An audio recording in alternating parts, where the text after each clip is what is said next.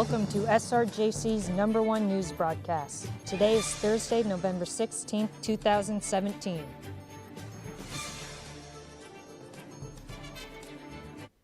Hi, I'm Lariva. And I'm Kayla. Thanks for joining us today. A nice cold glass of beer is a great way to end anyone's day, but for some it's a lifestyle. Brian Donaldson will explain how Latin America's hops production has been leading to an increase in distribution to the Northern Hemisphere. My name is Brian Donaldson. I am the teacher of Brew 100, the first semester of running this course through Santa Rosa Junior College, where we're talking about the fundamentals of fermentation. In my other real job, I am Brewing Innovation Manager at Lagunitas Brewing Company. And what that means is I get to take our brewmasters' crazy ideas and see how feasible they are. So I work with new flavors, but I also do process improvement. Business in Latin America is actually expanding. And so I think not only will that help there, but it'll trickle both directions. I know of more breweries that are exporting to Latin America. We distribute to Mexico at this point. So I think very slowly the palette is changing. I know one of the big up-and-coming craft markets is actually Brazil. So the Southern Hemisphere is really catching up in that regard. They already grow a good amount of barley for malt in South America, Patagonia especially. And so not only is that a good thing for South America, so they have something new to brew with, it provides new flavors to the United States and Northern Hemisphere countries. And also would stimulate transfers of knowledge. If someone has an ingredient to offer, you don't just go in and take it, you exchange. And so get them hops, get them knowledge, and vice versa return. I think I would like to see it, as far as the results go, I would like to see our students be hired at breweries, start their own breweries, and be successful. There is a need for educated people within the brewing industry, and especially with a diversity of backgrounds. And so I'm excited because our class has a larger number of female participants than I thought it would have going into it. Brewing is still very male dominated. It's very white male dominated. So any diversity we can get is just going to benefit, because you get different experiences and different backgrounds, and that's going to lead to more exploration and more experimentation and more fun new flavors. And that's really what I'm all about. What's good? Not what are we already doing, but what can we be doing? And having a diverse background opens up so many possibilities. My name is Jesus Ceja. I'm the brewmaster for Carneros Brewing Company. This is a family-owned microbrewery. We opened the doors back 4 years ago and really focus on our heritage. Our heritage is, we come from very humble beginnings from Mexico. And so there were 5 brothers that initiated the project. And so we bring different attributes to the partnership and to the brewery. Into our tap room, you'll see the Mexican style type of bar. It's kind of chic and industrial setting, but it definitely has that tone of our heritage, our background coming from Michoacan, Mexico. If you look at our names of all our beers, they definitely have that slant of being Latino. And we're very proud of who we are. Obviously, we're all individuals, we're all human, and who we are is where we come from and what we grew with, and the friends and families that we have since we arrived in this great country. If you look at the demographics and the consumers, if you look at California, we're close to 50% of the population. And so if you do a study, I would say that at least at the brewery here, the people that we get a lot of tourists, and we get a lot of folks throughout the country. And I would say a good percentage is Latino. And so I think the Latinos are coming into the industry early, but it's going to take off here pretty rapidly. I had the opportunity to travel in Mexico and South America, and it's just a huge boom. And so coming from that background as far as the Latino is, I think we're used to the lighter beers, whereas the Corona Light, the Budweiser, Bud Light. And it's like anything else. As you immerse into a good beer is an acquired taste, and people are saying, hey, this is great beer, and they're definitely indulging into the craft. It's a land of opportunity, meaning, you know, whatever barriers there are, I think it's applicable to anybody that's entering the craft beer. So it's about being diligent, doing your homework, and doing your hard work. So yeah, we have a lot of community Latino members are coming in. They're inviting their friends. And it's kind of unique, is they actually, there's a little bit of a pride that, yeah, you're Latino and you have this brewery. Hey, this is so cool. And the names, for example, we have a Cabron brown ale. We have a Chupacabras stout. We have a Whey wheat beer. So the names are catchy, and just the family history or our heritage, where we came from, I think is just kind of a little point of attraction. But at the end of the day, it's about the quality of beers. I mean, if you have the first, second generation Latinos, and even here, until the whole boom of the craft beer, the whole beer is kind of interesting. Is how do you make it, where does it come from, and all that is just the unknown. But as we get educated and really learn the attributes of a healthy drink like this Hefeweizen, and they really get interested, they get engaged, and then they do a lot of home brewing.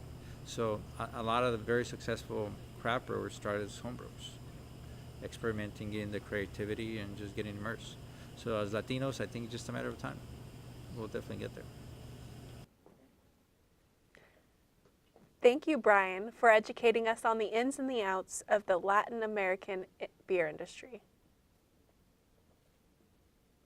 They say attempts and fails lead to success. Tiffany Bays is a good example of someone who works hard to achieve their goals. She uses every opportunity she gets to make her prosthetic makeup look more realistic. See how she and her family adapt to expand her skills.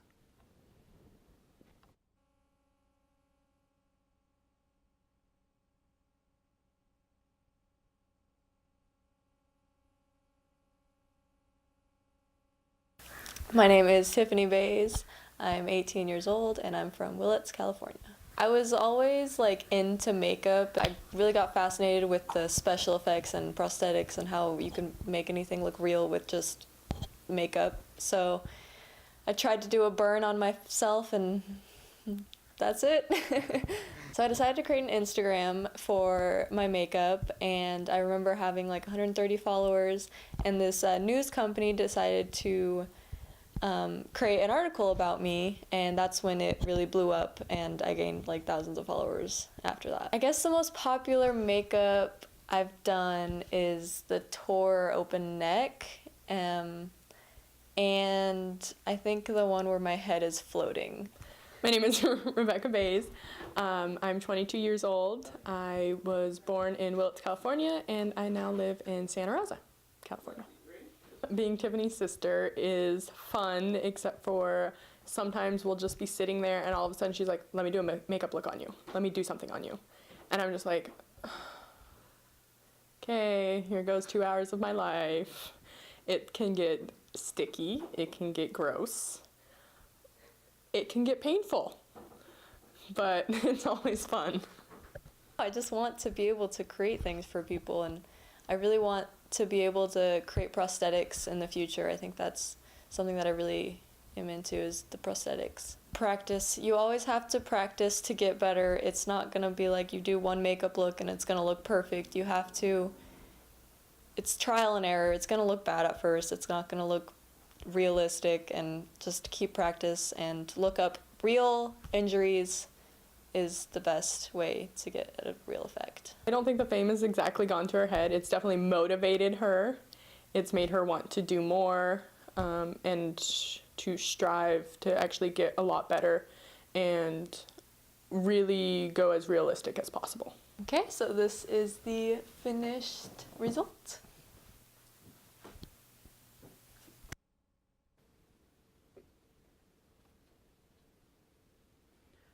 Wow, professionally done. It's amazing when you have hard work and dedication, the way it can turn out. Arizona's Governor Doug Ducey is working to make Arizona the new Silicon Valley. Since his election, he has been loosening the laws surrounding autonomous or self-driving cars in his state. His first move, just 3 weeks into his term, was shutting down Arizona's Department of Weights and Measures to help advance his plans of opening Arizona's borders to the self-driving car industry. He has been taking advantage of the federal government's lack of laws on the subject of autonomous vehicles, making laws in his own state, which makes room for other states to decide on their own laws as well.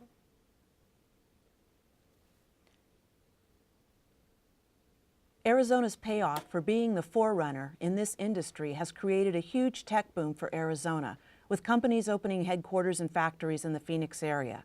Companies are trying first-time experiments on Phoenix streets, releasing cars with no drivers or technicians riding inside, technicians riding inside at all.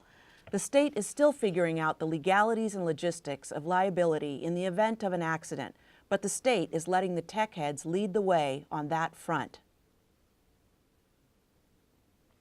In Tampa, Uber has driverless cars that pick up passengers on a daily basis, which was shut down quickly in California after Uber tried to launch in San Francisco. Uber has had one accident, which was the fault of the other driver. It has shown them that their cars are not perfect and need to be tweaked to be able to account for other drivers' mistakes. Arizona is pushing forward on its stance in an effort to make the state somewhere that people want to go, live, and work and play.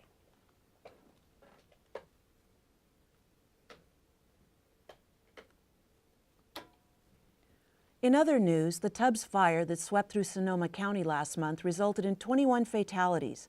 37,000 acres of land turned to waste, and still we are uncovering the full aftermath of the tragedy.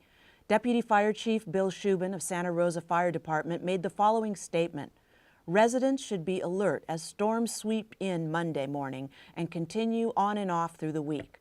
Officials have gone door to door in affected neighborhoods, hanging flyers with advice. Crews are investigating 20 other sites where pipes may have been affected by fire."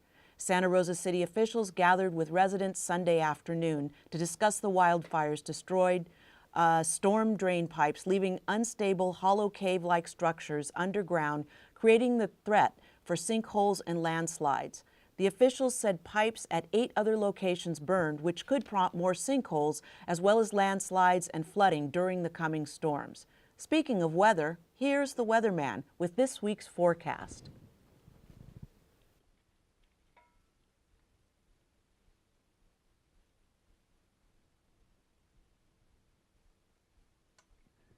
Thank you, Lariva. As you can see here, as you're probably aware, today on Thursday, we're having a bit of a cloudy day, 58 at the high. Friday through Sunday should be a lot sunnier, 63 at the highest, and on Sunday, maybe 60 at the highest. Monday through Tuesday, however, is what you're going to want to watch out for. Rainy days all through, and that's going to create some big problems for the aforementioned sinkhole issue. Back to you guys. It has been a good week for the SRJC's men and women's sports teams. On Friday, the women's soccer team tied 1-1 against Diablo Valley, just as the men's soccer team beat Modesto 3-2. The football team pushed a 39-32 victory in overtime against De Anza to end their season. All in all, a successful week for our Bear Cubs.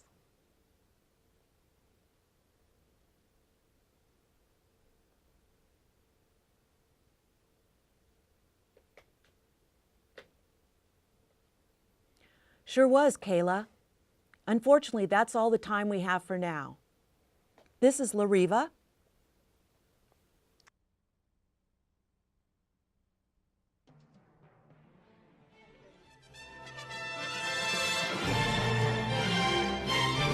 This has been a Media 19 production of SRJC's #1 news broadcast. Today is Thursday, November 16, 2017. Thanks for tuning in.